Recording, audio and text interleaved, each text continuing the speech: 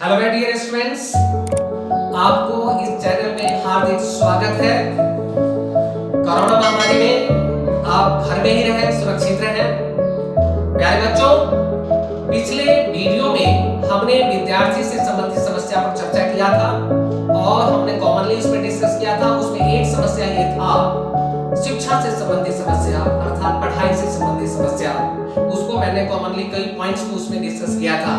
आज उसी पढ़ाई से संबंधित समस्या में किसी एक टॉपिक पर आज हम लोग डिस्कस करेंगे।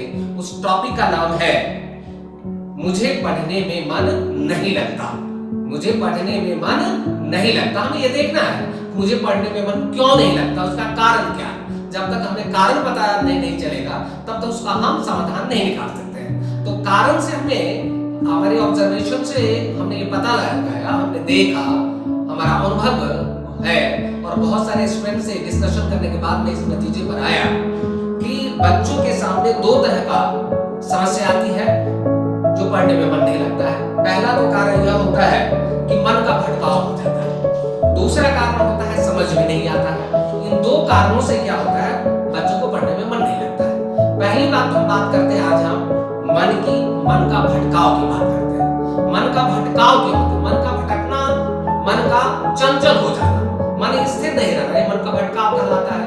यानी पढ़ रहे हैं उसी समय मन इधर उधर भागने लगना, मन अपनी जगह से विचलित होने लगना, मन का भटकाव कहलाता है। मन का भटकाव दो कारणों से होता है, आपने देखा होगा। एक होता है बाहरी और एक होता है आंतरिक। बाहरी भटकाव और आंतरिक, जिसको हम एक्सटर्नल डिस्ट्रैक्शन बोलते भी है बाहरी भटकाव को, और इंटरनल डिस्ट्रैक्शन बोलते हैं जिसको हम आंतरिक भटकाव बोलते हैं। बाहरी भटकाव क्यों होता है? जब हम पढ़ रहे होते हैं उस समय कोई टीवी चला दिया तो बाहरी भटकाव हो जाता है। कोई मोबाइल से फोन आना शुरू हो गया, मोबाइल से मैसेज आना शुरू हो गया, या इसी बीच में कई बार ऐसा हो जाता है कोई टीवी चला दिया, कहीं शोरगुल होने लगा। इन तमाम कारणों से क्या होता है, बाहरी भटकाव हो जाता है, जिसके कारण से हम पढ़ते हुए वक्त में हमारा मन क्या होता है, भटक जाता है। दूसरा सबसे बड़ा जो अहम कारण हम देखते हैं, इंटरनल डिस्ट्रैक्शन जिसको कहते हैं आंतरिक भटकाव। आंतरिक भटकाव में मुख्यतः देखा गया है कि दो कारणों से आंतरिक भटकाव होता है। एक जो होता है कि पास्ट, जो पिछले जो हमने काम किया है, पिछले जो हमने सोचा है, उसका रिजल्ट हमारे सामने बार बार आता है, उसका परिणाम बार बार आता है और उसी के बारे में बार बार सोचते रहते हैं, बार बार सोचते रहते हैं। तो एक कारण यह होता है। और दूसरा हमारे फ्यूचर के रूप में ख्याली पुलाव बनाते रहते हैं। काश में प्रधानमंत्री होता, काश में आरटीडी होता, काश में फिल्म एक्टर होता। इस तरीके की तमाम बातें हमारे दिमाग में आती रहती है जब हम पढ़ने बैठते हैं। तो इस तरीके से पास्ट और एक फ्यूचर दोनों तरह का भटकाव हमारे मन में आता रहता है, जो हमारा एक्सटर्नल भटकाव के रूप में माना जाता है। नॉर्मली आपने देखा होगा, जो पास्ट भटकाव की तरफ अगर हम बात करते हैं तो उसमें हमने देखा है कि पास्ट भटकाव में सबसे पहले जो हमें अगर हम बात करें तो उसमें कई बार क्या होता है, परिवार में कोई लड़ाई झगड़ा इत्यादि इस तरह से कोई पारिवारिक कलह होने लगता है, तो उस कारण से मन टेंशन में आ जाता है और मन टेंशन में आ जाता है, पढ़ने में मन नहीं लगता। वही चीज बार बार दिमाग में बात आती रहती है। तो ऐसी स्थिति में मैंने पहले वीडियो में मैंने कहा था कि जब कोई पारिवारिक विवाद वाली बातें हो तो ऐसी स्थिति में हम उनको चेंज तो नहीं कर सकते हैं, लेकिन अपने आप को हम चेंज कर सकते हैं और चेंज करके हम अपने आप को ठीक कर सकते हैं। दूसरी सबसे बड़ा जो आज के दौर में हम देख रहे हैं, बच्चों का जो भटकाव है वो वासनात्मक प्रेम है, जिसको हम लव अफेयर्स कहते हैं। और लव अफेयर्स जो है यह एक बहुत बड़ा एक कॉज बनता है बच्चों के सामने ये आंतरिक भटकाव का। हालांकि लव अफेयर्स को हम ये कह सकते हैं, लव नहीं होता है, ये लस्ट होता है, एक्सप्लॉयटेशन होता है ना। अगर बच्चा जब आपके सामने इस तरह का समस्या आता है तो उस समय आप ये देखिए कि जो मैं जिस अपोजिट सेक्स को लेकर के हम इतना हमारा मन भटकता रहता है, तो उसके सामने आपके सामने एक बहुत बड़ी कॉजेज है, बहुत बड़ा रीजन है कि बार बार आप उसी के बारे में सोचते रहते हैं। बार बार जब उसी बारे में सोचते हैं कि लड़की अच्छी है, देखने में अच्छा है, और उसी तरह कोई लड़का अच्छा है, तो बार बार इसी चीज का सोच होने के कारण से आपके मन में वही बीज रहता है, उस तरह का वासना भर जाता है, ताकि जो अच्छाई चीज है उस चीज को आप गौन कर देते हैं, बुराई चीज के प्रति आपका ध्यान जाना शुरू हो जाता है। जब अगर आपको इस पर ध्यान देने की बात है, जब इससे बचना अगर आप चाहते हैं तो बचने के लिए सबसे बड़ा अहम कारण है, अहम इसका फॉर्मूला है कि आप ये देखिए कि जब जब सबसे अहम जो हम देखते हैं कि आपको जो हम किसी से लव करते हैं, प्यार करते हैं, उसके चमड़े से करते हैं, है ना। तो चमड़ा 1 मिलीमीटर होता है उसकी गहराई।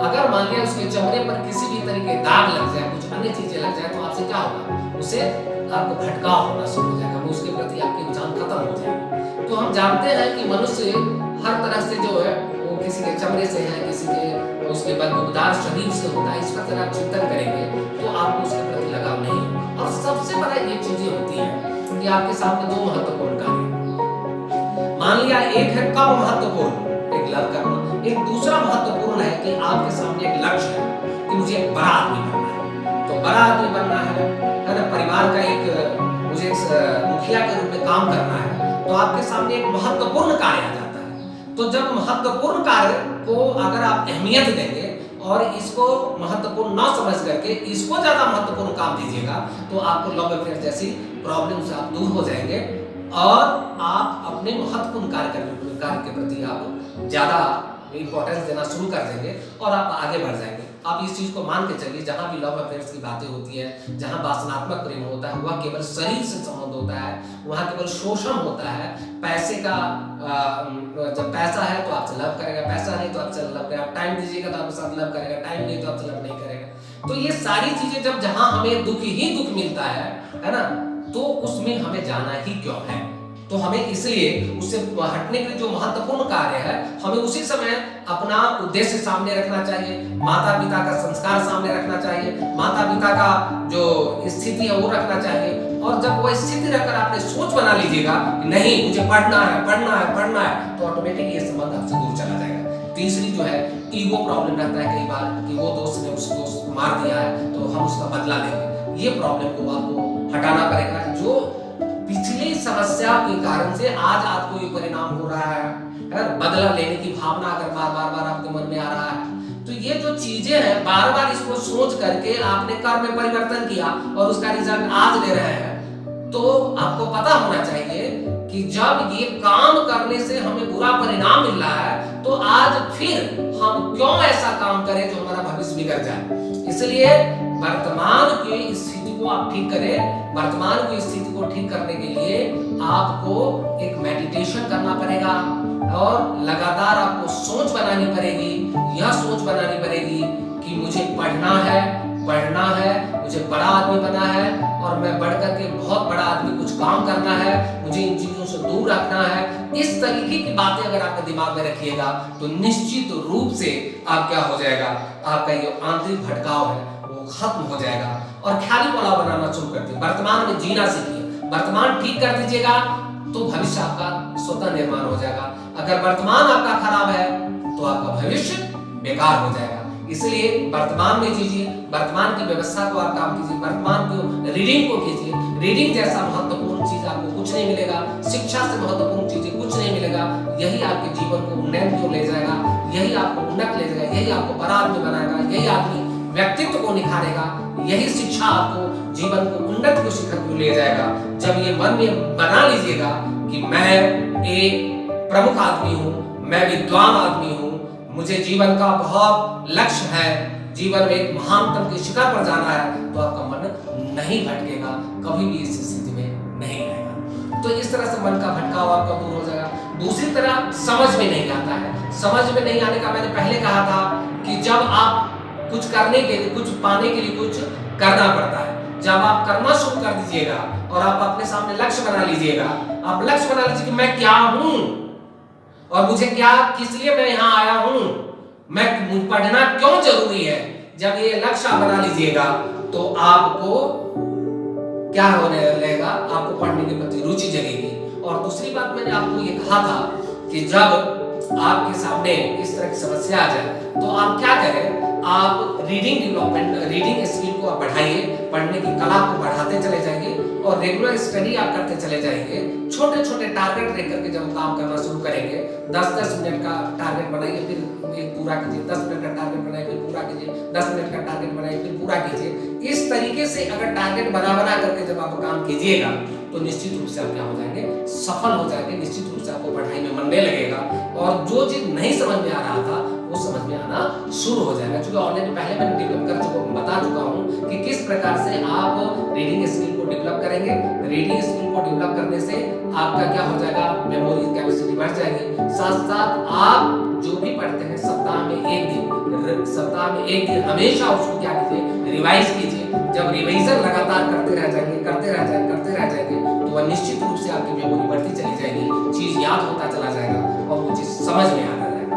समझ में आएगी मेरी बात? तो इस तरीके से हमने देखा कि पढ़ने में जब मन नहीं लगता है तो मन के भटकाव को हमें दूर करना होगा। जो समझ में नहीं आती है उसको रीडिंग डेवलपमेंट करके हमें लगातार क्या करना पड़ेगा, हमें प्रैक्टिस करनी पड़ेगी। लगातार हमें प्रैक्टिस करना पड़ेगा, लगातार हमें क्या करना, रिवाइज करना पड़ जाएगा, तो निश्चित रूप से याद होने लगेगा और हमें पढ़ने में मन लगने लगेगा। इन्हीं शब्दों के साथ मैं आज यहीं पर अपनी वाणी का विराम देता हूं। और आपको ये अच्छा लगे तो इसको सब्सक्राइब करना, शेयर करना, और मैं चाहूंगा कि बच्चों इस चीज को अपने जीवन में उतारें। इन्हीं शब्दों के साथ धन्यवाद।